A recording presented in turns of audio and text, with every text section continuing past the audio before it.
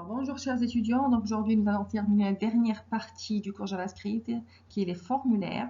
Voilà, un formulaire en JavaScript, c'est l'élément HTML déclaré par la balise form and form. Un formulaire contient un ou plusieurs objets appelons contrôle. Ces objets sont lignes de texte, zone de texte, bouton case à cocher, bouton radio, liste de sélection, etc. La déclaration d'un formulaire, donc comme nous avons dit, commence par form and form. Il faut noter qu'en JavaScript, donc, il faut donner un nom à ce formulaire. Pourquoi? Pour pouvoir accéder aux objets. Donc, rappelez-vous qu'on a dit, pour pouvoir accéder à un objet dans un formulaire, il faut spécifier le chemin complet. Donc, le nom du formulaire a toute son importance. Alors, on va commencer par le premier contrôle qui est ligne de texte. Ligne de texte, donc, c'est la ligne. Voilà, c'est un élément simple. Voilà, là où on va écrire du texte. Donc, c'est juste une ligne, hein, c'est pas une zone de texte, c'est une ligne de texte. Alors, la syntaxe HTML est, alors, input type égale texte. Voilà. À cet input, donc, il y a plusieurs propriétés. Il y a la propriété name qui va donner un nom à cette ligne de texte. Size, c'est la longueur. Max length, c'est la longueur maximale. Aussi, nous avons le default value. Donc, si vous voulez qu'il y ait une valeur par défaut, donc il faut spécifier aussi. Donc, espace ici, espace default value, et vous mettez la valeur par défaut. Et le value, donc la base, la propriété qui nous donne la valeur qui a été saisie par l'utilisateur. On va voir ça dans cet exemple. Voilà, donc ceci est une ligne de texte, ceci est un bouton de commande. Alors, nous allons écrire une fonction qui, une fois donc on saisit un mot ici dans la ligne de texte et qu'on clique sur le bouton contrôler, un message alerte va s'afficher qui va nous dire vous avez tapé le mot qu'on a tapé ici. D'accord? Donc, tout d'abord, on va commencer par spécifier notre fonction, function control. Alors, dans la variable texte, donc, on va mettre la valeur qui a été saisie là. Alors, comment on fait? On spécifie le chemin complet, document.form A, c'est le nom du formulaire.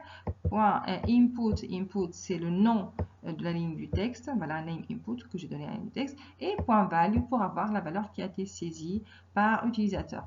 Et puis, donc, alerte, une fois nous avons mis cette valeur dans la variable texte, donc on va afficher la méthode alerte. Voilà, alerte, vous avez tapé et plus cette variable. Voilà, donc c'est notre fonction. Alors, ici, dans la partie body, donc on va commencer par form, name égale form 1. Donc, on va donner un nom au formulaire qu'on a utilisé là.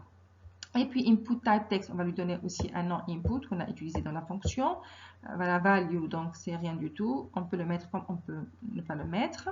BR, voilà, un saut de ligne. Et puis input type button, donc le bouton de commande. Name égale bouton. Et la valeur, donc c'est l'étiquette du bouton. Donc l'étiquette du bouton, c'est à travers la propriété value de l'input button. Ok. On clique maintenant, je fais appel à l'événement click. Donc la syntaxe, nous avons dit, c'est on attaché l'événement click égale, je fais appel à ma fonction. Donc une fois, lorsque je clique sur le bouton, la fonction donc va être appelée. Que fait la fonction? La fonction va m'afficher un message alerte qui me dit vous avez tapé cette variable là. Voilà, qui contient la valeur qui a été saisie par l'utilisateur. Voilà, donc un exemple à tester et une fois testé, vous allez le comprendre davantage.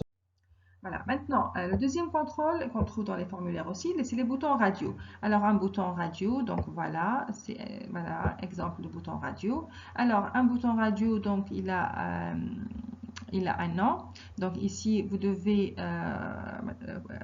faire attention que tous les boutons portent le même nom. Alors, si tous les boutons portent le même nom, donc comment différencier entre un bouton et un autre?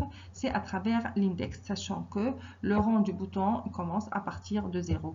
Donc, ce premier bouton, c'est radio de 0, ça c'est radio de 1, ça c'est radio de 2. D'accord? Donc, tous ils portent le même nom, exemple radio. Et pour accéder à un de ces boutons, c'est à travers l'index, donc radio de 0, radio de 1, etc.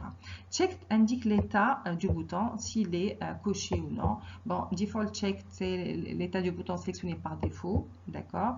Et le value, c'est la valeur de l'élément radio. C'est pas l'étiquette, hein, donc value, c'est pas l'étiquette, c'est la valeur qu'on donne à ce bouton. Et généralement, cette valeur, c'est la même que l'étiquette pour pouvoir l'exploiter. Alors, je vous explique à travers cet exemple. là. Donc voilà, on est censé donc afficher une fonction qui va nous dire, une fois nous avons coché un bouton, elle va nous dire vous avez choisi la proposition, soit 1, soit 2, soit 3. D'accord? Donc comment on fait? Alors tout d'abord, donc on va définir la fonction dans la partie head, donc fonction choix proposition. Alors if form 3, donc form 3 c'est le nom du formulaire. Point choix de 0, donc choix de 0 c'est le premier case à cocher. Voilà, input type radio qui porte le nom, pardon, qui porte le nom choix. D'accord? Donc tous les boutons portent le nom choix. Donc alors, je vais tester. Si forme 3.choix de 0, point checked, c'est coché. Alors, alerte, vous avez choisi la proposition forme 3.choix de 0, point value. D'accord? Dans le value, donc, nous avons mis 1. Donc, ça va afficher, vous avez choisi la proposition 1. Si c'est le deuxième, ça va afficher, vous avez choisi la proposition qui a la valeur 2. Sinon, vous avez choisi la proposition 3. Voilà, donc ici, nous avons la fonction. Et comment on va faire pour appeler la fonction? Donc ici, dans la partie body, donc form name égale form 3, input type, tous les boutons, figurez-vous qu'ils portent le même nom, c'est le même type radio bien sûr, mais c'est le même nom choix. Et dans chaque bouton, je lui donne une valeur. Donc ici, valeur 1, valeur 2, valeur 3, qui va s'afficher par la suite, voilà, une fois nous avons coché un bouton. D'accord? Et puis, input type, le bouton de commande. Donc une fois j'ai coché un bouton, que je clique sur ce bouton, alors value, l'étiquette de ce bouton, c'est quel est votre choix. Une fois on clique sur ce bouton, il va y avoir un appel de cette fonction-là. Voilà, et cette fonction va me dire vous avez choisi la proposition 1 plus la valeur du bouton qui a été coché. Un exemple à tester aussi et vous allez comprendre sans aucun problème. Les boutons cases à cocher. Donc voici les boutons cases à cocher. Alors la différence avec les boutons radio, c'est que les cases à cocher, chaque case, elle porte un nom différent. Donc on n'a pas cette notion d'indice. Alors les propriétés, c'est check, default checked et value aussi. Donc nous avons cet exercice, entrez votre choix. Il faut sélectionner les numéros 1, 2, 4 pour avoir la bonne réponse. Donc voilà, on va afficher ceci à l'utilisateur. S'il coche le 1, le 2 et le 4 et que je clique sur corriger, il va me dire vous allez choisir la bonne réponse. Sinon, si je choisis n'importe quelle autre combinaison et que je clique sur le bouton, il va me dire vous avez votre réponse est erronée et essayez davantage. Donc, on va voir le code source de cet exercice-là, le code. Donc, alors, dans la partie head and head, donc je vais définir ma fonction et dans la partie body, nous avons dit qu'on va faire l'appel de cette fonction suite à un événement. D'accord? Alors, dans la fonction, donc, on va tester. Alors, si form 1.check 1.check, alors je rappelle que form 1, c'est le nom du formulaire et check 1, c'est le nom